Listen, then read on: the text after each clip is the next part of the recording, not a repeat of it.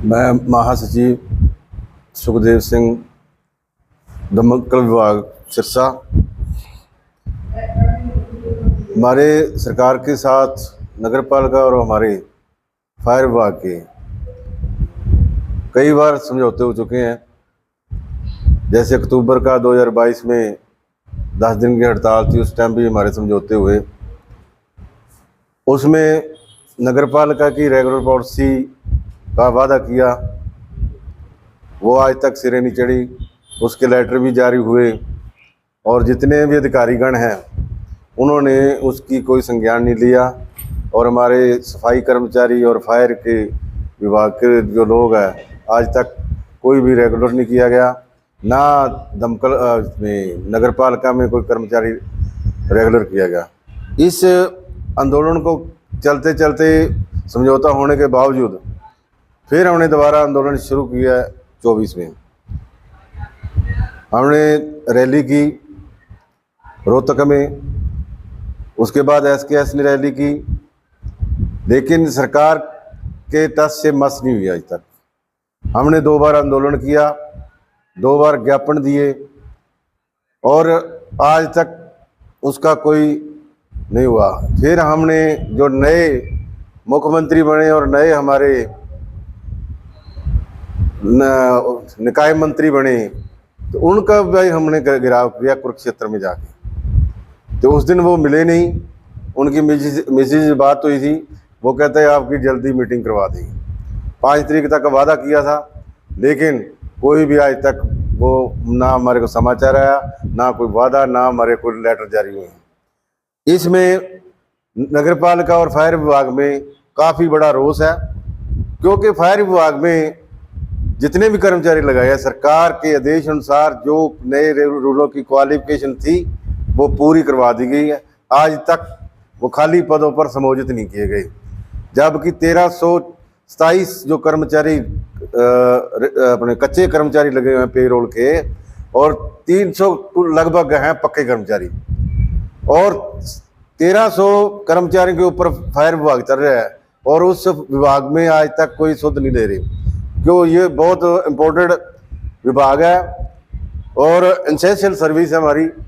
इसके बावजूद भी कई बार वार्ता हुई, विसमोजित किया जाएगा, आज तक नहीं किए।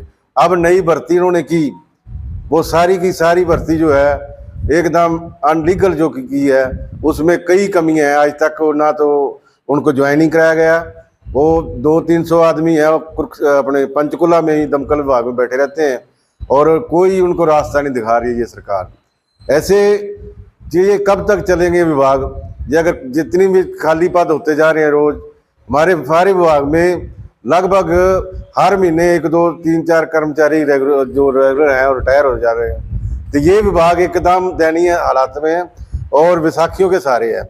आज 1360 कर्मचारी जो अगर वो हट जाते हैं या हटा दिए जाते हैं, तो ये विभाग कहाँ चलेगा, कैसे चलेगा? ये एक बहुत बड़ा मुद्दा है। और जो हमारी क्वालिफिकेशन थी 10+2 हैवी लाइसेंस होना जरूरी, क्योंकि हैवी लाइसेंस इसलिए क्या था भी हमारी समय की बहुत ज़्यादा महत्ता होती है इसमें, इस विभाग में। और इसमें जितना टाइम कम हम पहुंच पाए उतना ही बढ़िया लगता है, भी जितनी सेवाएं बढ़िया दे सकें। लेकिन ऐसा चलता रहे तो हम सेवाएं बढ़िया नहीं दे सकेंगे, क्योंकि हमारा विभाग पहले भी ड्राइवरों से जूझ रहा था, आज भी जूझ रहा है। लेकिन सरकार को हम बार बार मैंने कहा, भाई आपने जब ड्राइवर ले ही लिए तो इनका इंटरव्यू क्यों नहीं लिया? लेकिन आज तक किसी ने कहता भी डिग्री है इसके पास। लेकिन आज आपने सुना होगा पीछे बच्चों की लेके वो ड्राइवर, क्यों जो अनट्रेड होता है आदमी, कहीं ना कहीं उसको बड़ा हादसा होने का डर रहता है। इसलिए मैं दोबारा फिर सरकार से ये गुजारिश करूंगा कि फायर विभाग की तरफ देखें, इसको बढ़िया विभाग बनाएं। जब इतना खर्चा सरकार कर रही है तो विभाग भी इतना बढ़िया सुरक्षित होना चाहिए, लोगों की जान माल की सुरक्षा कर सकें, बढ़िया सुरक्षा कर सकें। इसलिए बार बार अब नगर पालिका के साथ हम, अगर हमारी बात और मांग ना मानी गई, नगर पालिका के साथ हम आंदोलन करेंगे, मजबूर होंगे, बाध्य होंगे। जय हिंद, जय एकता। मेरा नाम मनोज अटवाल है। मैं नगर पालिका कर्मचारी संघ से राज्य से सदस्य हूं और जिला सिरसा से जिला प्रधान। आज की जो ये प्रेस कॉन्फ्रेंस बुलाई गई है, इसका मेन मुद्दा है सरकार द्वारा कर्मचारियों का शोषण और कर्मचारियों की मांगों को अनदेखा करना। हमने 13 और 14 जून को डीएमसी के माध्यम से निकाय मंत्री जी को ज्ञापन दिया, लेकिन उस पर भी अभी तक कोई किसी प्रकार की गौर नहीं हुई। उसके बाद 20 जून को हमने मुख्यमंत्री जी को डीसी साहब के माध्यम से ज्ञापन दिया, लेकिन उसका भी अभी तक कोई भी फ़ायदा नहीं हुआ। 23 को हमने मास डेपुटेशन, जो कि हमने 1 महीना पहले उनको बताया था कि 23 जून को हमारे संघ का जो एक मंत्रिमंडल आ रहा है आपसे वार्ता करने के लिए, लेकिन उस समय वो वहाँ से निकल गए। निकाय मंत्री जी हमें वहाँ हमारे साथ, उन्होंने इतना ज़रूरी नहीं समझा भी इन दबे कुचले लोगों से हम बात करें, इनके मुद्दों को सुने, जबकि इलेक्शन के अंदर इनका जो रुख था वो कहते थे हम सभी कच्चे कर्मचारियों को पक्का करेंगे, इनकी मांगों को मानेंगे। और जबकि इन्होंने ये लेटर भी जारी किए हुए हैं, 2022 में भी लेटर जारी किया इन्होंने, 2023 में भी लेटर जारी किया। 2023 के अंदर दिसंबर के अंदर तो इन्होंने यहाँ टीम भी बिठा दी गई थी, जो कि एक टीम द्वारा इन्होंने पक्की भर्ती करनी थी, जिसमें प्राथमिकता देनी थी ये जो यहाँ के 58 पेरोल के कर्मचारी जो लगे हुए हैं। लेकिन इसके बीच में इन्होंने एक जोन बनाने का कार्य किया, सिरसा शहर को 3 भागों में बांटा। हमने इस विषय में सभी से जाके गुहार लगाई, हमारे विधायक जी के पास भी गए, उनको भी हमने समझाया कि ये शहर को 3 भागों में बांटने से जो है नुकसान है, फ़ायदा नहीं है। तो ठेकेदार द्वारा जो कार्य किया जाता है वो संतुष्टिपूर्वक नहीं होता है। हमारी बार बार ये सरकार से मांग थी कि जब ये कार्य स्थायी है तो कर्मचारी की तनख्वाह भी स्थायी होनी चाहिए, कर्मचारी को भी पक्का लगाया जाए जब ये काम पक्का है। लेकिन सरकार जो है अपनी हठधर्मी पे अड़ी हुई है। आप लोगों को याद होगा भी हमारे पूर्व मुख्यमंत्री जी ने कहा था अभी 4 तारीख कर्मचारियों की है और 5 हमारी है। उन्होंने ये कर दिखाया है। अब उन्होंने एक नया जो है लॉन्च किया है ऐप 311, जिस पे क्या होगा, सिर्फ सफाई कर्मचारियों के ऊपर नज़र रखी जाएगी। तो इस ऐप से इन्होंने ये साबित कर दिया है कि ये हमें कुछ नहीं समझते हैं, ये कर्मचारियों के मुद्दों के ऊपर बात नहीं करना चाहते हैं। इन्हें सिर्फ सफाई कर्मचारी ही जो चोर नज़र आते हैं। सीधम सीधा जो सरकार ने, भाजपा जो सरकार है, इन्होंने सफाई कर्मचारियों को चोर बताया है। तो इसके उपलक्ष्य में हमने 12 तारीख को एक जोरदार प्रदर्शन करेंगे और जो इन्होंने जो लेटर जारी किया है 311 ऐप बनाने का, उसको जलाया जाएगा।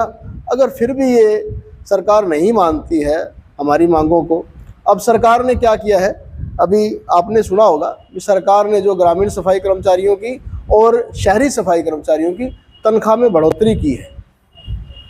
तो इन्होंने बढ़ोतरी जो की है 17,000 रुपये जो शहर के सफाई कर्मचारियों को दिया है और 16,000 रुपये ग्रामीण सफाई कर्मचारियों को। इनको ये तक नहीं पता है कि जो शहर का कर्मचारी है इनके द्वारा 16,900 रुपये ले रहा है। इनके द्वारा जो लेटर जारी किया गया था 16,900 रुपये ले रहा है, तो बढ़ोतरी की है 100 रुपये की। तो सरकार को हम ये 100 रुपये अगर इन्होंने हमारे खाते में डाले, अगर 17,000 रुपये, तो हम ये सीएम फंड में वापस जमा कराएंगे। हमें 100 रुपये नहीं चाहिए। हमारी मांग है 26,000 जो है अपने कर्मचारी की पे हो। जो है आज की जो महंगाई का दौर है, इन्होंने महंगाई जो इतनी बढ़ा दी गई है, तो इनको ये सोचना चाहिए भी आज गरीब आदमी कहाँ जाएगा। हर चीज़ का रेट बढ़ा हुआ है। अगर सरकार बढ़ाना चाहती है तो सरकार जो हमारे द्वारा जो मांग रखी गई है भी 26,000 रुपये जो एक सफाई कर्मचारी जो कच्चा कर्मचारी रखते हैं, चाहे वो ठेके का है, चाहे वो डोर टू डोर का है, और चाहे पेरोल का कर्मचारी है, उसको ये 26,000 रुपये पे दी जाए।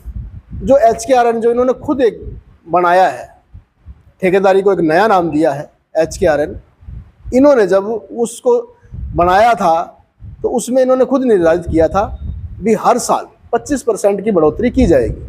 लेकिन आज ये 8% की बढ़ोतरी करके वाहवाही लूट रहे हैं।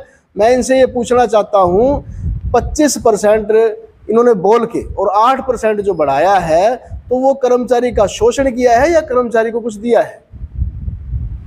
हर वक्त इनको एक सफाई कर्मचारी ही ऐसा नजर आता है जिसको ये बार बार लूट रहे हैं, उनका शोषण कर रहे हैं। अब ये सफाई कर्मचारियों ने, इस दबे कुचले लोगों ने अब ये निर्णय कर लिया है कि इस सरकार का अब और जुर्म नहीं सहा जाएगा। अगर 12 तारीख को हमारे द्वारा जो इनको चेतावनी दी जा रही है, अगर ये इस ऐप को बंद नहीं करते, कच्चे कर्मचारियों को पक्का नहीं करते, तो 21 तारीख को हमारे राज्य कमेटी की रोहतक के अंदर दोबारा मीटिंग होगी।